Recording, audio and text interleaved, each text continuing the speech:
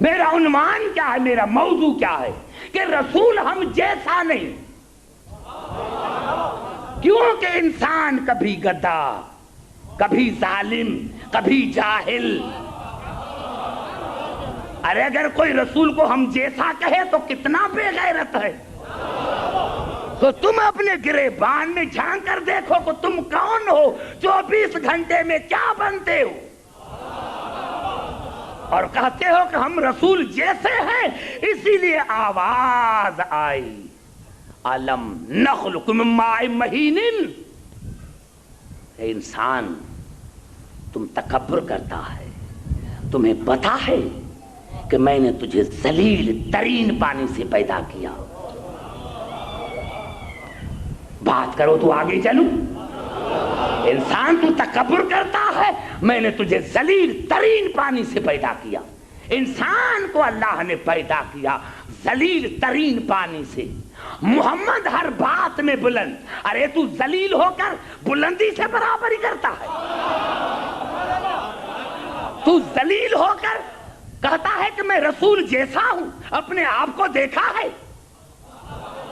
تو بلندی سے ٹکر کھاتا ہے، تم نے اپنے آپ کو سمجھا ہی نہیں۔ ہاں یہ وہ رسول ہے، میں نے عرض کیا کہ یہ شرارت ہے، یہ سیاست ہے کہ لوگوں نے کہا کہ رسول کے والدین کافر، رسول نے اپنی بیٹیاں فلاں کو دی۔ ارے نہیں، تمہیں پتا ہی نہیں، رسول نے کوئی ایسا فعل نہیں کیا جو قرآن کے خلاف ہو، کیونکہ حقیقت قرآن رسول کی ذات ہے۔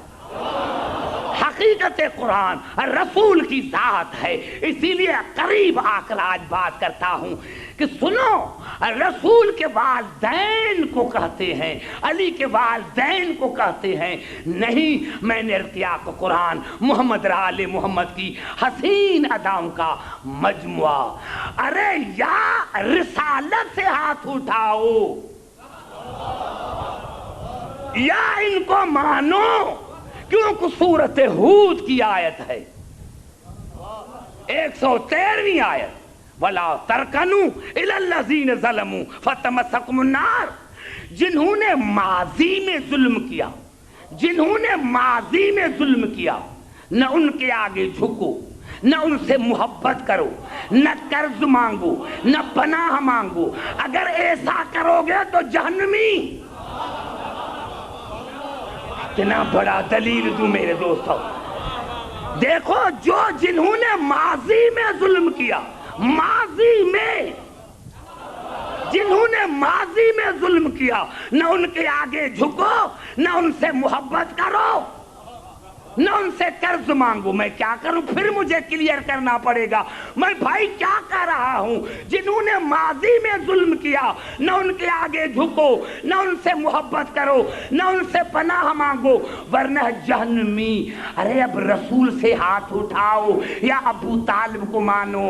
رسول نے ساری زندگی محبت کی ابو طالب سے، قرض مانگا ابو طالب۔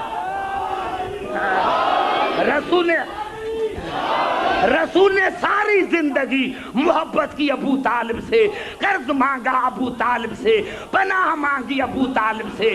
اللہ نے کہا جو ظالم سے مدد مانگے وہ جہنمی، تو رسول نے ساری زندگی مدد مانگی ابو طالب سے۔ اب یا رسول سے ہاتھ اٹھاؤ۔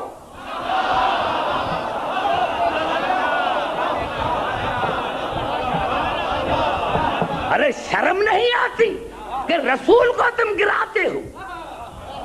یہ دشمنی، یہ تو آگے چل کر جب میری تقریروں کا نتیجہ ہوگا تو پتا چلے گا کہ ابو طالب سے دشمنی کیوں ہے۔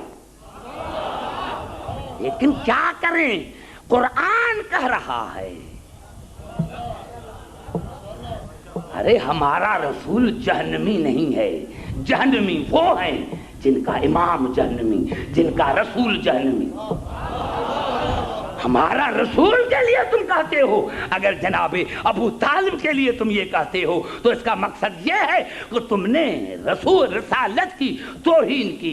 دوسری آیت پڑھ رہا ہوں، یہ الفاظ ہیں سورۃ المجادلہ کی، لا تجد قوم یؤمنون باللہ والیوم الآخر یوادون من حاد اللہ ورسولہ ولو کانوا آباءہم او ابناءہم او اخوانہم او عشیرتہم۔ میرے حبیب یہ ناممکن ہے، یہ ناممکن ہے کوئی اللہ پر ایمان لے کر آئے اور آخرت پر، اور وہ تمہارے دشمن سے اور میرے دشمن سے دوستی رکھے، یہ ناممکن ہے۔ بھائی ادھر والے بھی بات کرو میرے سے، تمہاری زبانیں بھی ہیں میرے دوستوں۔ اللہ کی آواز آئی، میرے حبیب یہ ناممکن ہے، تم ہرگز نہ دیکھو گے، ہرگز نہ دیکھو گے جس کا اللہ پر اور قیامت پر ایمان ہے وہ تمہارے دشمن سے اور میرے دشمن سے دوستی رکھے۔ وہ دشمن چاہے ان کا باپ ہو، چاہے ان کا بیٹا ہو، چاہے ان کا بھائی ہو، چاہے ان کا رشتہ دار ہو۔ زبان سے بات کرو میرے دوست، یہ بھی بات نہیں سمجھ سکتے تو میں کیا کروں؟ میرے دوستوں اللہ نے کہا یہ ناممکن ہے کہ اللہ پر بھی ایمان ہو، قیامت پر بھی ایمان ہو، اور کوئی میرے دشمن سے اور تمہارے دشمن سے دوستی رکھے۔ وہ دشمن چاہے ان کا باپ ہو، بیٹا ہو، رشتہ دار ہو، چاہے ان کا رشتہ دار ہو، بھائی ہو۔ اب بتاؤ، جب مومن کے لیے جائز نہیں، مومن کے لیے جائز نہیں کہ اللہ اور رسول کے دشمن سے دوستی رکھے، تو ساری زندگی رسول نے ابو طالب کو بابا کیوں کہا؟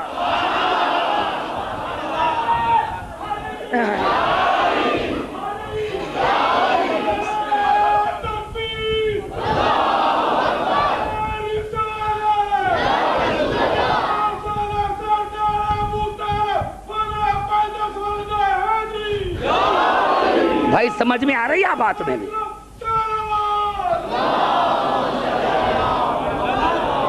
سمجھ میں آ رہی بات آہستہ آہستہ؟ اور ابھی قریب ہو کر بات کرتا ہوں، ابھی قریب ہو کر بات کرتا ہوں۔ یہ الفاظ ہیں سورۃ مائدہ کے، یا ایھا الذین آمنوا لا تتخذوا اليہود والنصارى اولیاء بعضهم اولیاء بعض۔ اے ایمان لانے والے، یہودیوں کو اور نصرانیوں کو دوست مت بناؤ، ان سے مدد مت مانگو۔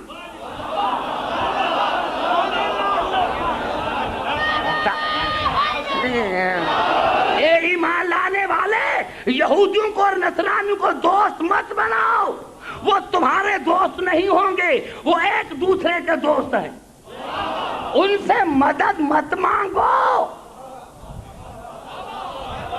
جملہ کہنا چاہتا ہوں، دبئی میں سر کو نہ ہلاؤ، زبان کو ہلاؤ۔ میرے دوستوں، میرے بزرگوں، اللہ نے کیا کہا کہ یہودیوں سے نصرانیوں سے مدد مت مانگو۔ آیت یہاں تک ختم ہو جاتی تو پھر بھی کوئی جواب تھا۔ آیت آگے چلی، وَمَن يَتَوَلَّهُم مِّنكُمْ فَإِنَّهُ مِنْهُمْ۔ جس نے بھی یہودی سے مدد مانگی، جس نے بھی نصارہ سے مدد مانگی، تو وہ خود یہودی۔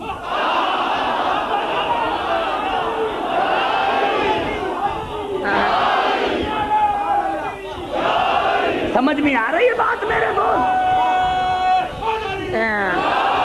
جس نے بھی یہودی سے مدد مانگی وہ خود یہودی، جس نے بھی نصارہ سے مدد مانگی وہ خود نصارہ۔ تاریخ اپنے آپ کو دہراتی ہے۔ نعرہ حیدری!